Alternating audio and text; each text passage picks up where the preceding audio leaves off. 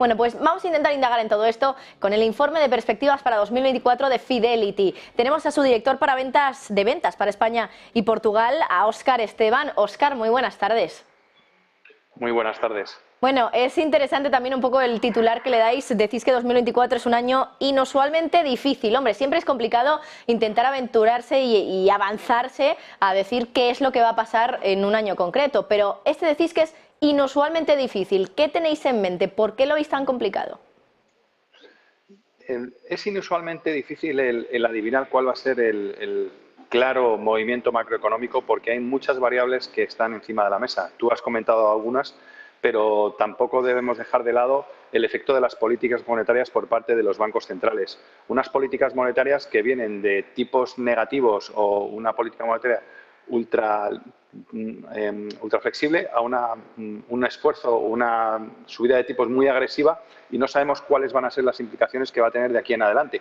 Lo ortodoxo o lo que nos dicen los libros es que efectivamente estas subidas de tipos de interés lo que están haciendo es frenar la economía, todavía no lo estamos viendo y por eso de lo impredecible que tienen.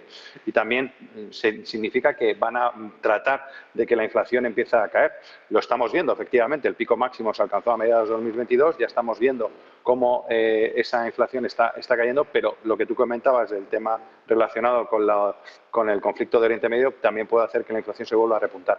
Por eso es tan complicado adivinar o vislumbrar cuál va a ser el ciclo macroeconómico que vamos a tener en este año 2024. De hecho, nosotros tenemos 4 escenarios diferentes que poder hacer en estos. Es verdad que dando una mayor probabilidad a unos que a otros.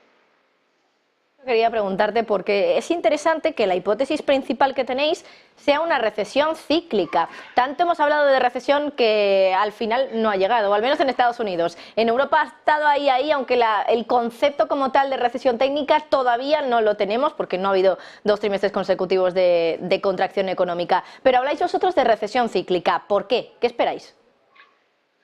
Bueno, nosotros hablamos de recesión cíclica como una de las principales probabilidades junto con el soft landing, que cada vez está cogiendo mayor probabilidad derivado de los datos macroeconómicos que estamos viendo principalmente en Estados Unidos. Pero es verdad que hay una gran probabilidad también de que haya una recesión cíclica por los efectos de la política monetaria de los principales países desarrollados. Tenemos las tasas de ahorro ya en niveles mínimos, es decir, todas las tasas de ahorro generadas, sobre todo en el consumidor americano de la época del COVID, que fue directamente a su bolsillo, eso ya se ha acabado. Los cuartiles más bajos desde el punto de vista de clases ya no tienen esos ahorros para poder consumir y tienen que hacer frente a poder trabajar más, incluso coger 2 trabajos para poder llegar a ese poder adquisitivo que tenían anteriormente. Eso por un lado. Por otro lado, el gran endeudamiento que todo esto ha provocado. Las políticas monetarias tan laxas que hemos tenido en los últimos tiempos han provocado un gran endeudamiento por parte de los países, derivado también para hacer frente a todo lo relacionado con el COVID, y eso en un momento determinado también se tiene que pagar. Y por último, y no menos importante, estas políticas monetarias de los bancos centrales lo que van a hacer de aquí en adelante, y ya están haciendo, es que muchas empresas o el sector privado, para poder financiarse, lo va a tener que hacer a unos tipos de interés mucho más altos y en algunos casos va a provocar efectos de impago. Por eso nosotros damos un escenario también importante a que ocurra una recesión cíclica en los países desarrollados para que finalmente, a finales de este año o principios del siguiente, volvamos a ver una recuperación económica. Bueno, pues recesión cíclica, ese sería uno de vuestros escenarios principales.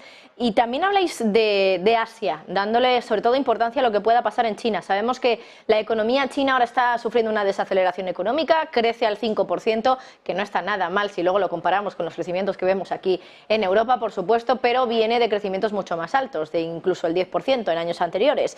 Claro, además ahora también la OCDE ayer publicaba sus perspectivas y decía que para 2024 y 2025 esperaba un crecimiento por debajo del 5% para China. ¿Qué pensáis vosotros que puede que puede suceder con la economía china y si puede acabar lastrando también al resto del continente asiático, que también es muy importante?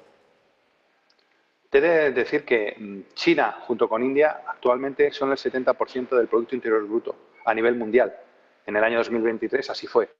Con lo cual, lo que suceda en China va a tener en un momento determinado sus repercusiones en el resto del mundo. Por eso es importante ver siempre lo que está pasando en China.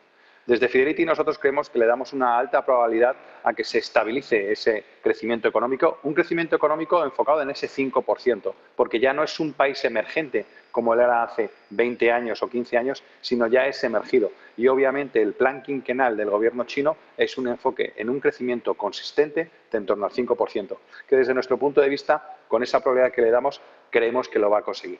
En China ha pasado principalmente que el gobierno creyó que después del COVID y la apertura otra vez de la gente que estaba confinada, pues iban a tener un efecto consumista como el que tuvo Estados Unidos y Europa, y eso no ha sido así.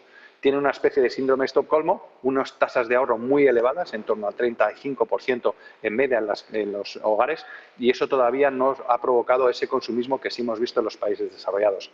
El gobierno chino creía que por sí solo el consumo iba a reactivarse, pero no ha sido así. Por eso el gobierno lo que estamos viendo es que está empezando a hacer políticas de reactivación económica para tratar de reactivar esa economía y poder llegar a ese objetivo del 5%. Y luego está también el tema de cómo está reaccionando el mercado chino, porque lleva unos días de muchísima volatilidad, hoy subidas del CSI 1000 del 7%, casi al cierre, ayer del 6%, que eso es otro tema también a tratar, ¿no? Cómo China va a resolver lo que está pasando en sus mercados. Por último, Óscar, quería también preguntarte por el tema de la transición verde y de cómo estáis vosotros planteando este reto para 2024. Decís que la regulación va a ser uno de los pilares para este año 2024. ¿En qué sentido? ¿A qué te refieres? Bueno, que la regulación que en un momento determinado se derivó en los últimos tiempos ha hecho que todos los sectores se hayan tenido que agilizar en esas políticas para enfocar todo el tema del desarrollo del medio ambiente. Y es verdad que tan rápido ha sido todo que en muchos casos ha faltado cierta tranquilidad para poder realmente ver en determinados sectores, o por así decirlo, en todos los sectores, en los diferentes tipos de compañías, cómo puedes impactar desde un punto de vista socialmente responsable y sin afectar, obviamente, al día a día de la compañía per se, porque el cambiar de un modelo a otro conlleva años. Y eso nos hace reflexionar a todos los inversores en general y a todos los sectores en particular de ver cómo puede evolucionar eso. Y por eso para nosotros es la regulación que ahora tiene que medir cuál ha sido, de dónde se han pasado de frenada y dónde se han quedado cortos, el medir un poco esos devenires del tema regulatorio. Para nosotros es muy importante. Insisto, creemos nosotros que todo el tema de la inversión socialmente responsable, toda la inversión ESG está aquí para quedarse, es una realidad que vamos a tener que ya tenerla y asimilarla a todos, pero a un nivel o a un ritmo diferente dependiendo del sector y dependiendo del tipo de compañía. Y no por eso es malo, porque no podemos creer que una compañía pequeña pueda hacerlo al igual ritmo que una compañía grande que tiene muchísimos más medios. Pues Óscar Esteban, director de ventas para España y Portugal de Fidelity, muchísimas gracias por traernos todos los detalles de esas perspectivas de Fidelity para 2024. Muchas gracias a vosotros.